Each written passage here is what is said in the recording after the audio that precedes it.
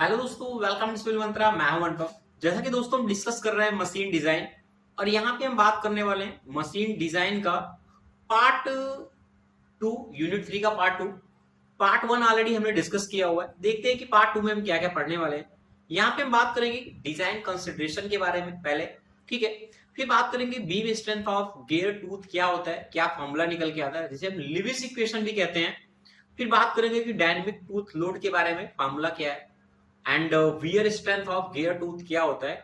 Last हम बात करेंगे फेलियर ऑफ गियर टूथ के बारे में। ओके, तो चलो दोस्तों वीडियो को हम आगे स्टार्ट करते हैं। ओके, वीडियो को आगे बढ़ाने से पहले दोस्तों आपके लिए एक इंपॉर्टेंट इन्फॉर्मेशन है। अगर दोस्तों आपको कंप्लीट वीडियो लेक्चर देखना है तो आप यूनिक सीरीज ऐप डाउनलोड कर सकते हैं। लिंक आपको दोस्तों डिस्क्रिप्शन बॉक्स में मिल जाएगा। वहां से आपको बेनिफिट क्या होने वाले हैं, सारे सब्जेक्ट दोस्तों आपको एक जगह अवेलेबल हो जाएंगे। वो सेमेस्टर वाइज आपको सारे सब्जेक्ट मिल जाएंगे, वहां पे एक्सेस कर सकते हैं और एक साथ सारे सब्जेक्ट को पढ़ सकते हैं। अब क्या है, वहां पे आपको वीडियो डाउनलोड कर पाएंगे, पीडीएफ का दोस्तों आपको एक्सेस मिल जाएगा, और जो भी हमारे प्रीवियस ईयर क्वेश्चन है वहां पे आपको सोल्यूशन मिल जाएंगे। तो दोस्तों देरी ना करें और ऐप को डाउनलोड करें और अपनी स्टडी को कंफर्ट बनाएं, और वीडियो को लाइक शेयर करना ना भूलें। तो यहां पे हम फर्स्टली पढ़ेंगे कि designing consideration for a gear drive का क्या इंपॉर्टेंस है, क्या क्या हमें यहाँ पे ध्यान में रखना होता है। अगर हम किसी भी गियर की डिजाइनिंग कर रहे हैं तो हमें क्या क्या बातों को ध्यान में रखना है। पहला कह रहा है कि the power to be transmitted, हमें कितनी पावर को ट्रांसमिट करना है, यह हमें ध्यान में रखना है। Speed of the driving gear कितना होगा, ठीक है, एंड जो वेलोसिटी रेशियो है वो कितनी वैल्यू होगी, एंड जो सेंटर डिस्टेंस है वो क्या होगा। यानी ये जो 4 पॉइंट है वो हमें याद रखने हैं। नेक्स्ट इंपॉर्टेंट थिंग एक और भी है जो हमें ध्यान में रखना है कि सपोज दैट अगर हम गियर को डिजाइन कर रहे हैं, कंसिडरेशन कर रहे हैं, तो हमें क्या करना है, ध्यान में रखना है कि जो उसकी स्ट्रेंथ हो, जो टीथ है, जो उसकी स्ट्रेंथ हो इतनी सफिशिएंट होनी चाहिए कि जो लोड को इजिली वियर कर सके। ऐसा नहीं कि हमारी जो हम स्टैटिक लोड लगा रहे हैं या डायनेमिक लोड लगा रहे हैं तो वो ब्रेक हो जाए during the running condition. Okay, next क्या है, अगर हम यूज कर रहे हैं, ये ऐसा नहीं है कि तुरंत वियर हो जाए, टूट जाए, उसकी लाइफ साइकिल अच्छी होनी चाहिए। इन बातों का हमें ध्यान रखना चाहिए। जो मटेरियल है शुड बी इकोनॉमिकल होना चाहिए, और मटेरियल हमारा स्पेस पे इजिली अवेलेबल हो जाए, ठीक है। नेक्स्ट पॉइंट क्या है, जो इसका अलाइनमेंट है गियर का, और जो डिफ्लेक्शन ऑफ शाफ्ट है वो इस तरीके से होना चाहिए कि जो उसकी परफॉर्मेंस है वह अच्छी रहे। लास्ट पॉइंट क्या है, लुब्रिकेशन ऑफ जो गियर हम यूज कर रहे हैं वो सेटिस्फैक्टरी होना चाहिए। यानी हम लुब्रिकेशन यूज कर रहे हैं उसमें डस्ट है या फिर फॉर्जिन पार्टिकल है जिसको स्पीड को क्या कर देंगे, रिड्यूस कर सकते हैं। तो जो लुब्रिकेशन है वो भी उसकी सेटिस्फैक्टरी कंडीशन में होना चाहिए, ठीक है। अब हम बात करने वाले हैं नेक्स्ट, जो वेरी वेरी इंपॉर्टेंट है, वेरी वेरी इंपॉर्टेंट है, strength, beam strength of gear teeth, जिसे हम कहते हैं Lewis equation. Very very important है, वेरी वेरी इंपॉर्टेंट इसलिए भी है क्योंकि यहां से दो टाइप से क्वेश्चन आपके एग्जाम में पूछा जाता है। एक पूछता है कि डिराइव करो लिविस इक्वेशन या beam strength of gear tooth लिखेगा, और नेक्स्ट हमारा जो पूछता है वो पूछता है कि न्यूमेरिकल क्वेश्चन पूछता है, और सेम सेम जो फार्मूला है उस पर न्यूमेरिकल क्वेश्चन बेस्ड रहता है। तो अगर आप इसको डेरिवेशन देखेंगे तो आपको न्यूमेरिकल इजीली समझ में आ जाएगा, ठीक है। तो फर्स्ट टाइम बात करेंगे कि एजम्पशन क्या है, लिविस इक्वेशन के एजम्पशन क्या है। ओके, उन्होंने क्या किया हुआ है, एक गियर टूथ कंसिडर किया हुआ है, उसमें क्या है, स्ट्रेंथ को बताया है, ठीक है। तो उसी के अकॉर्डिंग क्या है, कह रहा है कि only one pair of teeth take place entire load. हम जो डिजाइनिंग कर रहे हैं ओनली वन पेयर ऑफ की बात कर रहे हैं, अभी इंटायर लोड लग रहा है जहां पे, ठीक है।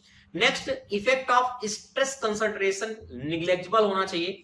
अब स्ट्रेस कंसंट्रेशन क्या होता है ये ऑलरेडी पीछे हमने पढ़ा है, डिटेल से पढ़ा है। तो स्ट्रेस कंसंट्रेशन निग्लेक्टेबल होना चाहिए। और कह रहा है कि टूथ स्लाइडिंग, अब गियर है उसमें टूथ की स्लाइडिंग होगी वो भी हम निग्लेक्टेबल कंसिडर करेंगे। एंड जो गियर है ना, जो टूथ है उसमें जो लोड लग रहा है वो यूनिफॉर्म होना चाहिए। समझ में आ गया ये पॉइंट मैं क्या कह रहा हूं, चलो ठीक है। अब हम बात करते हैं इसके डेरिवेशन के बारे में कि इसका डेरिवेशन क्या कहता है। तो चलो कुछ चीजें हम एज्यूम करते हैं। मैंने मान लिया एक गियर का मैंने टूथ लिया हुआ है, ठीक है, जैसा कि आप दिख रहा होगा। अब टूथ में क्या है, इसकी विड्थ है, जो चौड़ाई है वो मैंने बी माना हुआ है यहाँ पे, फेस की। अब क्या है, एक लोड हम लग रहा है यहाँ पे WN, वो लोड कैसा लग रहा है, नॉर्मल लोड लग रहा है और एज ए कैंटिलीवर बिहेव कर रहा है। किस तरीके से, एज ए कैंटिलीवर बिहेव कर रहा है जो हम WN को लगा रहे हैं। अब जब ये WN लग रहा है तो ये इस एंगल पे नॉर्मल लगने से दो कंपोनेंट में डिवाइड हो रहा है। एक कंपोनेंट पे हमारा WR है और दूसरा कंपोनेंट हमारा क्या है, WT है। ओके, जब दो कंपोनेंट में डिवाइड होता है, रिजॉल्व हो रहे हैं, तो जो WT है उसे हम कहते हैं रेडियल कंपोनेंट, यानी टेंजेंशियल कंपोनेंट हमारा WT, और हमारा जो WR है उसे हम कहते हैं रेडियल कंपोनेंट। ओके, जो परपेंडिकुलर हमारा क्या है, एक्ट कर रहा है इस पॉइंट पे, इस सेंटर पे। ओके, अब क्या है, जब ये लोड लगेगी कुछ ना कुछ बिहेव करेंगे, तो जो WR लग रहा है जब, तो इसकी वजह से क्या है, कंप्रेसिव एक तरीके से हमारा जनरेट हो रहा है, स्ट्रेस जनरेट हो रहा है, जो क्या है निग्लेक्जिबल है, तो इसको हम साइड में हटा देते हैं। हमारा काम क्या होता है, हम जो डेरिवेशन करते हैं, जो छोटी छोटी चीज होती है उसको हटा देते हैं डेरिवेशन में। तो यहां भी हमने मान लिया जो WR है वो कंप्रेसिव स्ट्रेस जनरेट कर रहा है स्मॉल मैग्नीट्यूड में, तो उसको हम निग्लेक्ट करते हैं। अब ये जो WT है ना, ये WT ये क्या करता है, बेंडिंग स्ट्रेस जनरेट कर रहा है। क्या कर रहा है, बेंडिंग स्ट्रेस जनरेट कर रहा है इस पॉइंट पे जब लोड लग रहा है। तो बेंडिंग स्ट्रेस क्या है, मैक्सिमम है, और ये मैक्सिमम जो बेंडिंग स्ट्रेस होगा ये BC पे एक तरीके से हमारा बेंडिंग स्ट्रेस प्रोड्यूस होगा, देखने को हमें मिलेगा। तो हम क्या करेंगे, मैक्सिमम वैल्यू को BC को कंसीडर करेंगे एज ए बेंडिंग स्ट्रेस पे। समझ में आ गया सारा? तो यही पॉइंट मैंने यहाँ पे लिखा भी है। अब देखो, जब यहाँ पे मैक्सिमम बेंडिंग स्ट्रेस लग रहा है तो एक पैराबोला कंसीडर होगा, इस तरीके से दिख रहा है आपको। ये क्या है, पैराबोला स्ट्रक्चर है, और इसी की हेल्प से हम क्या करेंगे, डेरिवेशन को सॉल्व करने वाले हैं। अब आते हैं हम अपने डेरिवेशन की तरफ। ठीक है, कि हम जो डेरिवेशन है उसको हम किस तरीके से करने वाले हैं। चलो, अब देखो, जब यहाँ पे बेंडिंग मोमेंट लग रहा है तो बेंडिंग हमें देखने को मिलेगा। तो मैंने मान लिया, एक मिनट कलर चेंज कर ले रहा हूं, इसका व्हाइट कर लेते हैं। ठीक है, आप देखो, मैंने पहले मान लिया M क्या है, मैक्सिमम बेंडिंग स्ट्रेस है। तो यहां पे मैं लिख ले रहा हूं मैक्सिमम बेंडिंग, ये क्या है, मैक्सिमम बेंडिंग मोमेंट है। अब जो मैक्सिमम बेंडिंग मोमेंट किसकी बात कर रहे हैं, एट सेक्शन BC की बात कर रहे हैं हम। तो M इक्वल टू क्या हो जाएगा, load perpendicular distance, this is the WT into ये क्या है, H है, वो हो गया H। ये हमारा M निकल आया। ठीक है, M निकल आया। अब हम बात करते हैं जो WT है वो कैसा है, टेंजेंशियल एक्टिंग है। तो यहां पे हम लिख देते हैं टेंजेंशियल लोड एक्टिंग। ठीक है, ये हो रहा है किस पे, एट ए टूथ पे, WT। और जो H मैंने माना हुआ है, आपको बताया, बट फिर भी मैं एक बार लिख दे रहा हूं, आपको लिखना है। ये क्या है, लेंथ है, लेंथ ऑफ द टूथ। ये क्या है, लेंथ ऑफ द टूथ हो गया। ओके, और इसके अलावा Y एक पॉइंट है, Y क्या है, हाफ डिस्टेंस होता है उस थिकनेस का, यानी T/2 का। तुम यहां पे कह सकते हैं हाफ द थिकनेस। ओके, ये हो गया हाफ द थिकनेस यानी T/2। तो इतना बात आपको समझ में आ गया होगा। अब यहां पे हमें I भी देखने को मिलेगा, this is the moment of inertia, moment of inertia. Okay, अब जो मोमेंट ऑफ इनर्शिया है वो I इक्वल टू क्या होगा, BT³/12। इतनी बात आपको समझ में आ गई होगी। और जो B है वो क्या है, फेस ऑफ विड्थ है। तो यहां पे मैं लिख सकता हूं विड्थ ऑफ फेस। ओके, इतनी बात आपको समझ में आ गई होगी। हमें कैलकुलेट क्या करना है, मैक्सिमम बेंडिंग कैलकुलेट करना है। तो मैं यहां पे लिख सकता हूं, क्या लिख सकता हूं, अब आपको फिगर समझ में आ गया होगा कि सिग्मा, एक मिनट, यहां पे क्या है, जो सिग्मा ये है बेंडिंग की हेल्प से, वो क्या होगा, वो MY/I होगा। इतनी बात आपको समझ में आ गई। अब M क्या है, बेंडिंग मोमेंट है। तो क्या है, बेंडिंग मोमेंट है, ये हमारे क्या, मैक्सिमम बेंडिंग स्ट्रेस है। यहां पर मैं लिख दे रहा हूं, ये हम क्या कैलकुलेट कर रहे हैं, maximum bending, maximum bending stress. Okay, ये हम कैलकुलेट कर रहे हैं मैक्सिमम बेंडिंग स्ट्रेस। तो M और इंटू Y/I हो गया। अब m का वैल्यू हमने फाइंड किया कि डब्ल्यू टी इंटू क्या होता है, h होता है, ये हमने फाइंड किया। और y क्या होता है, हाफ डिस्टेंस होता है, t अपॉन 2 होता है।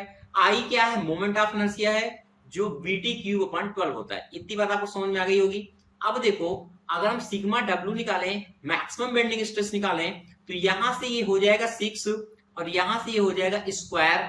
यानी कहने का मतलब इसे हम लिख सकते हैं डब्ल्यू टी इंटू एच, और ये ऊपर जाएगा 6 और यहाँ पे बचेगा b और ये हो जाएगा टी स्क्वायर। इतनी बात आपको समझ में आ गई होगी। अब जो यहाँ पे t और h है, ये जो आपको t दिख रहा है और ये जो h दिख रहा है, ये एक वेरिएबल कांस्टेंट है। तो इसको हम इस तरीके से लिख सकते हैं कि मैंने मान लिया लेट जो t equal to x into PC मान लिया मैंने, ठीक है, और जो h इक्वल टू मैंने मान लिया k इंटू पीसी है। इतनी बात आपको समझ में आ गई। अब देखो, हमें कैलकुलेट क्या करना है, यहाँ पे स्ट्रेस कैलकुलेट करना है। तो हम बात करते हैं कि पहले कि जो टेंजेंशियल स्ट्रेस होगा वो कितना हो गया, डब्ल्यू टी। तो यहाँ पे क्या हो जाएगा, sigma W into B T square, यही होगा बी टी स्क्वायर। और यहाँ पे क्या बचेगा, जब डब्ल्यू टी निकल यहाँ पे h यानी 6h, कितना बचेगा 6 और h बचेगा। इतनी बात आपको समझ में आ गई। अब मैंने यहां पे लेट किया, मैंने माना y इक्वल टू क्या होता है, एक्स स्क्वायर अपॉन 6k होता है। कितना होता है, 6k होता है। और इस वैल्यू को भी हम क्या करेंगे, यहाँ पे पुट करेंगे। तो देखो, अगर हम देखें यहाँ पे, तो सिग्मा डब्ल्यू इक्वल टू, मैं यहीं पे लिख देता हूं ताकि आपको थोड़ा सा दिखे नेक्स्ट पेज पे। तो यहां पे मैं लिख सकता हूं सिग्मा डब्ल्यू इंटू बी का बी रहेगा। अब यहाँ पे टी स्क्वायर क्या है, x square into PC square. तो मैं यहां पे लिख देता हूं x square into PC square, this is the pitch, okay. और यहां पे हो गया 6 और h इक्वल टू क्या है, k इंटू पीसी। यहां पे क्या हो गया, k इंटू पीसी। एक पीसी से एक पीसी कैंसिल हो जाएगा और यहां पे क्या कटेगा, हाँ ठीक है। और एक्स स्क्वायर अपॉन 6k की जगह हम लिख सकते हैं y। इस वाले टर्म को हम क्या लिख सकते हैं, y लिख सकते हैं। तो जो डब्ल्यू टी निकलेगा वह निकलेगा sigma W into B into PC into Y, यही तो मिलेगा। अब देखो, ये जो इक्वेशन मिल रही है डब्ल्यू टी जो मिल रहा है, अब देखो यहां पे जो पीसी है ना, वो पाई इंटू एम के बराबर होता है गियर की कंडीशन में, क्योंकि पिच है। तो यहां पे हम लिख सकते हैं W T equal to sigma W into B into pi M into Y. और यही दोस्तों यहां का हो गया आंसर, ठीक है। इतनी बात आपको समझ में आ गई होगी यहाँ पे कि हम क्या यहाँ पे सॉल्व कर रहा है, ओके। तो ये वाला रिजल्ट आपको पहली बात तो ध्यान में रखना है, ये रिजल्ट वेरी वेरी इंपॉर्टेंट है, तो आपको ध्यान में रखना है। y जहां पे है, जो y है, चलो मैं एक और पॉइंट लिखता हूं आगे। अब जो हमारा इक्वेशन फाइंड हुआ था, पहले इक्वेशन को लिखते हैं ताकि आपको याद रहे। देखो, जो y इक्वल टू क्या था, y इक्वल टू जो हमने निकाला था वो हमने निकाला sigma W into B into pi into M into Y. अब ये सबको कैलकुलेट तो भी करना है। तो यहां पे जो y होता है ना, उसे हम कहते हैं लीविस फॉर्म फैक्टर। क्या कहते हैं, लीविस फॉर्म फैक्टर कहते हैं, ये आपको याद रखना है। अब y को कैलकुलेट करने का मेथड है, हमने निकाला था y equal to x square upon 6k होता है, यही किया था हमने, ध्यान से देखो। और हमने माना था t equal to x into PC होता है, और जो h इक्वल टू क्या होता है, अगर हम यहां से निकालें, चलो h इक्वल टू हमने माना था k इंटू पीसी माना था, यही माना था। अगर हम यहां से x को निकालें, हम सॉल्व करना चाहते हैं, तो मैं लिख सकता हूं t अपॉन पीसी, और यहां से अगर मैं h को निकालूं, सॉरी k को निकालूं, तो मैं लिख सकता हूं h अपॉन पीसी। इतनी बात आपको समझ में आई। इस वैल्यू को y equal to x square को मैं लिख दे रहा हूं t स्क्वायर अपॉन पीसी का स्क्वायर और इंटू ये हो गया 6, यानी 6 रहेगा, और के की जगह क्या होगा एच अपान पीसी, और पीसी ऊपर जाएगा तो मैं लिख सकता हूं यहाँ पे पीसी अपान 6h, यानी एक पीसी कैंसिल हो जाएगा, तो यहाँ पे जो y इक्वल टू बचेगा वो बचेगा टी स्क्वायर अपान 6h और ये पीसी। ओके, ये दिखा रहा है कि जो टीथ है ना, जो इंडिपेंडेंट वेरिएबल हमने किया हुआ है वो क्या है, इंडिपेंडेंट है एक तरीके से टी के टर्म। ओके, तो ये वाला इक्वेशन हो गया। अब क्या करना है, y को आपको वैल्यू को फाइंड करना होगा। y की कुछ कंडीशन है, y की कंडीशन क्या है, आपको इस तरीके से गिवन होगा, अगर y इक्वल टू, अगर हमारा जो एंगल है 14 है, मैं यहां पर लिख देता हूं, अगर 14 इंटू 1/2 कंपोजिट है, क्या है, कंपोजिट है, and full depth value, and full, ये आपके क्वेश्चन में गिवन होगा, डेप्थ इनवैल्यूट है या फिर निकल के आएगा एंगल, तो हमें जो y equal to formula use करना है वो हम यूज करेंगे 0.124 माइनस 0.684/t यूज करना सीख लो दोस्तों। ये क्वेश्चन में गिवन रहेगा, y की जब कंडीशन आएगी तो ये हम इस तरीके से निकालेंगे। अगर अगर अगर अगर एंगल 20 गिवन, सपोज दैट, और कह रहा है कि फुल डेप्थ है, फुल डेप्थ इनवैल्यूट है, क्या है, फुल डेप्थ इनवैल्यूट है, तो आपको जो फॉर्मूला यूज करना है वो लिखो 154 माइनस 0.912/t, ये फॉर्मूला यूज करना है। अगर एक मैं और लिख दे रहा हूं, अगर 20 डिग्री है बट स्टफ सिस्टम है, कैसा है, स्टफ सिस्टम है, तो आपको क्या करना है, फॉर्मूला यूज करना है 0.175 माइनस 0.841/t। तो ये तीन फॉर्मूले आपको करने हैं याद। इतनी बात आपको समझ में आ गई होगी कि किस तरीके से हम डेरिवेशन को करने वाले हैं। ओके, अब बढ़ते हैं हम आगे। नेक्स्ट हम दोस्तों बात करते हैं कि स्टैटिक टूथ लोड क्या होता है। ठीक है, अभी हमने देखा कि डेरिवेशन को हम किस तरीके से निकालते हैं लेविस का, अब उसी से रिलेटेड कुछ पॉइंट है यहाँ पे कि स्टैटिक टूथ लोड क्या होता है। अभी हमने डेरिवेशन पढ़ा था जब हमने W इक्वल टू निकाला था, WT इक्वल टू, तो यहाँ पे थोड़ा सा डेरिवेशन क्या है, देखो कहता क्या है कि static tooth load also called the beam strength और endurance strength of the tooth. ठीक है, is obtain by the Lewis formula by substitute the flexible endurance limit or the limiting stress sigma E in place of permissible stress sigma W। यानी जहां हम sigma W का use कर रहे थे ना, देखो हम क्या यूज कर रहे थे, WT equal to sigma W into B into pi into M into Y, ये फॉर्मूला यूज कर रहे थे।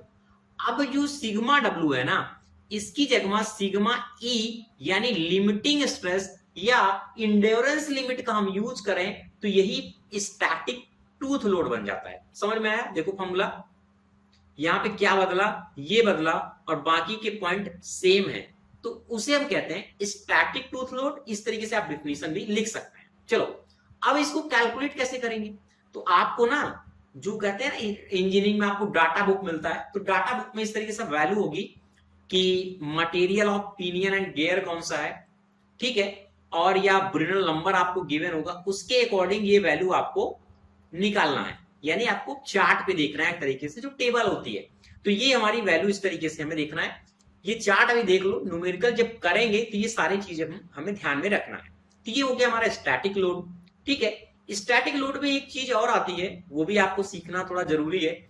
यहाँ पे जो बंकिंगम इक्वेशन है हमारी, उसके अकॉर्डिंग कहता है क्या कि फॉर सेफ्टी के पर्पज से अगेंस्ट टूथ ब्रेकेज की कंडीशन में जो स्टैटिक लोड होता है, this is the WS should be greater than the dynamic load. ठीक है, अभी हमने देखा था डायनेमिक लोड क्या है, तो स्टैटिक लोड ये क्या होता है, ग्रेटर होना चाहिए। तो वहीं पे कह रहा है अगर स्टडी लोड है तो वहां पे जो WS की वैल्यू ग्रेटर देन होगी 1.25 D के। ठीक है, अगर पल्सेटिंग लोड देखने को मिलता है तो WS क्या हो गया, ग्रेटर देन इक्वल 1.35 के बराबर होगा, और शॉक लोड है तो यहाँ पे हमें 1.5 डी के बराबर देखने को मिलेगा।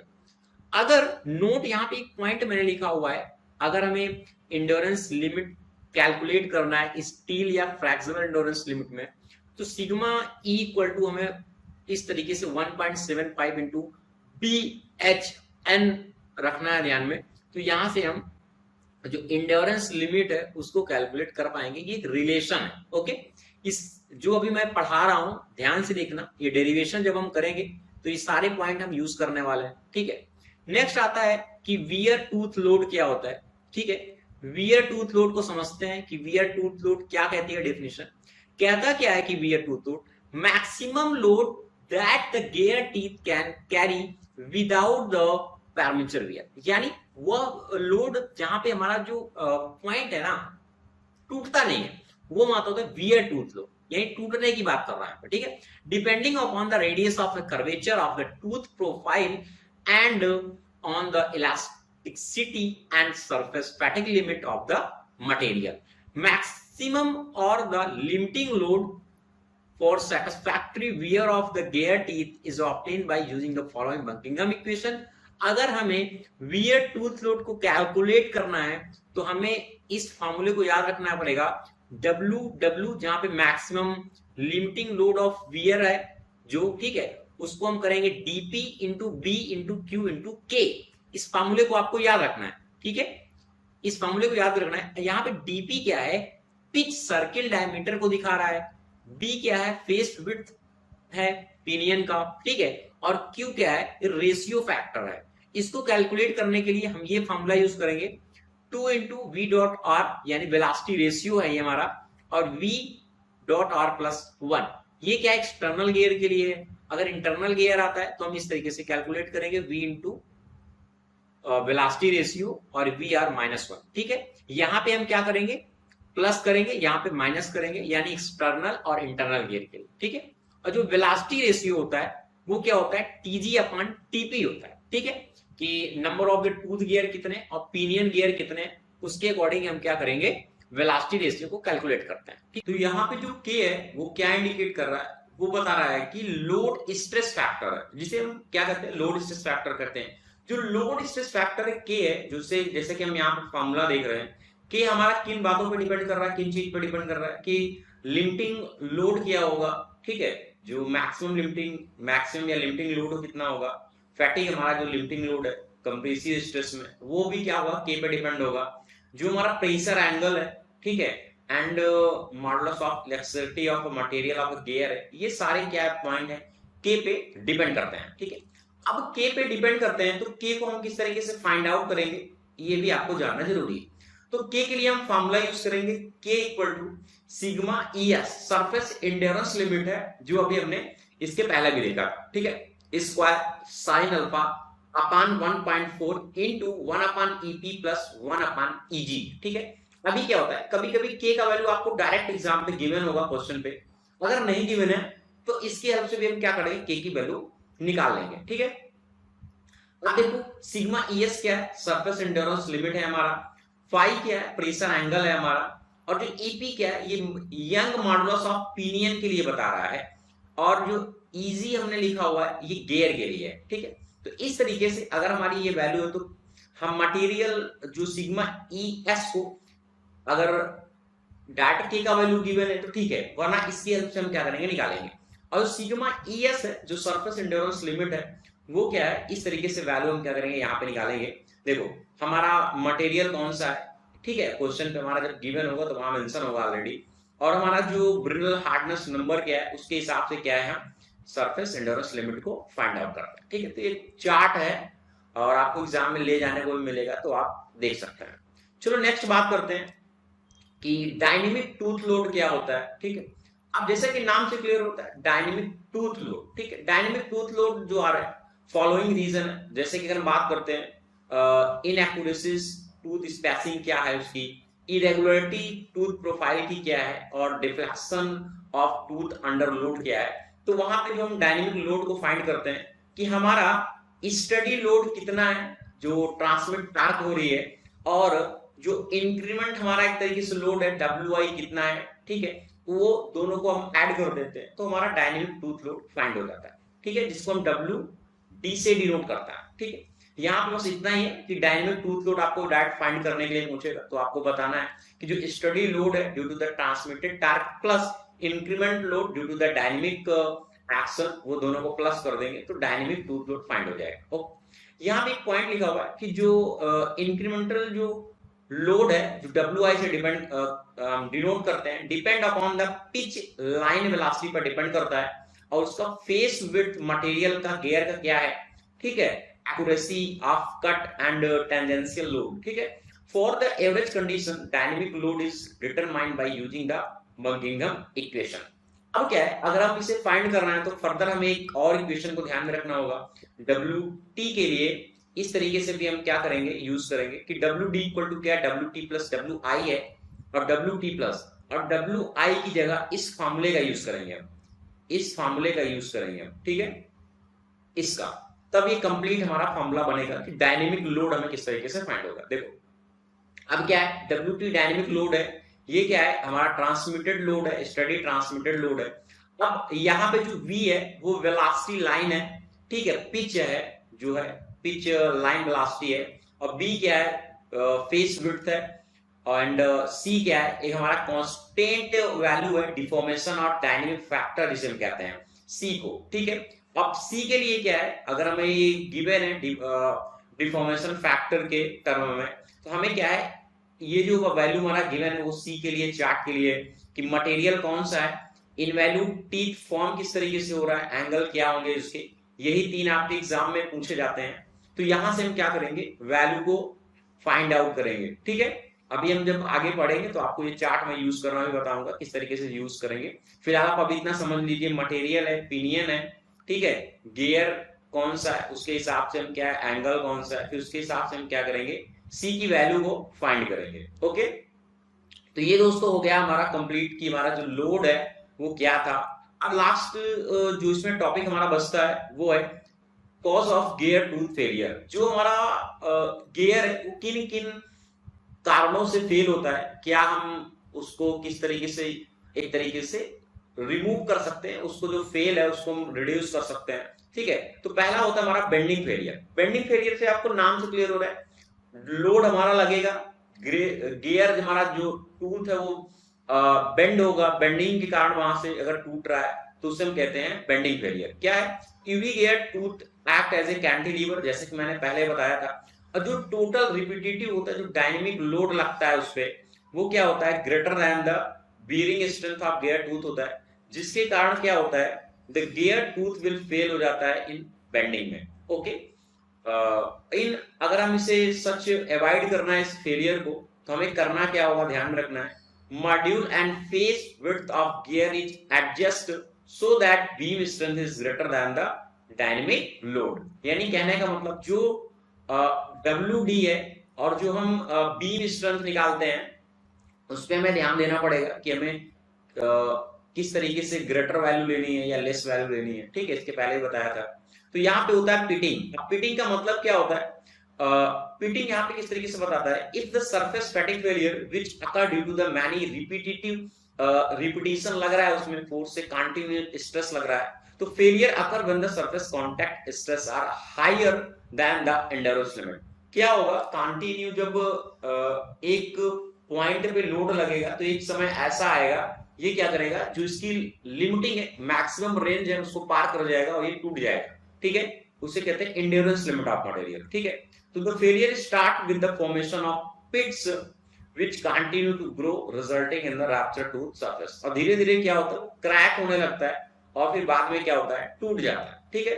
तो अगर हम इसको अवॉइड करना है पिटिंग को, तो dynamic load between the gear tooth should be less than the wear strength of gear tooth. ये कंडीशन अगर हमारी होगी तो हमारा जो पिटिंग है वो भी हमारा क्या हो जाएगा, रिड्यूस हो जाएगा, ठीक है।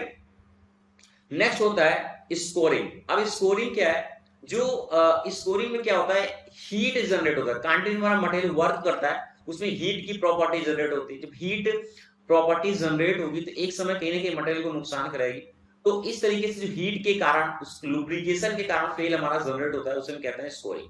क्या कहता है कि excessive heat is generated when the an excessive surface pressure high speed supply lubricant fails होते हैं, तो वहां पे हीट हमारी क्या होती है, जनरेट होती है। इसके कारण होता क्या है, स्लिप करता है, स्टिक स्लिप फेनोमेना इसमें जनरेट होती है, जो shearing and welding take place rapidly, high spot generate हो जाते हैं उसमें।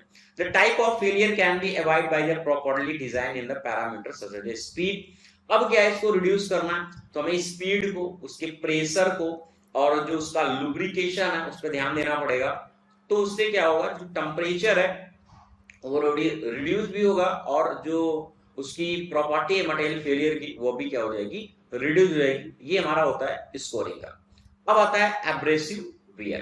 एब्रेसिव वियर में क्या होता है, जो हम क्या करते हैं, लुब्रिकेशन का यूज करते हैं गियर पे, तो उसमें एब्रेसिव पार्टिकल अगर जाते हैं लुब्रिकेंट के द्वारा, वो डस्ट है या बर है, ठीक है, या फिर फॉर्जिन पार्टिकल्स में जा रहे हैं, तो क्या करते हैं, वो एब्रेसिव एक तरीके से क्रिएट करते हैं और सम टाइम बाद क्या होता है, उसको नुकसान पहुंचाता है। ठीक है, तो foreign particle in the lubrication such as dirty आ रहा है, डस्ट आ रहा है, बर आ रहा है, inter between the tooth and damage form of the tooth, और उसके गियर को जो टूथ होते हैं उसके, वो क्या करते हैं, डैमेज करते हैं उसको। ठीक है, the type of failure can be avoid.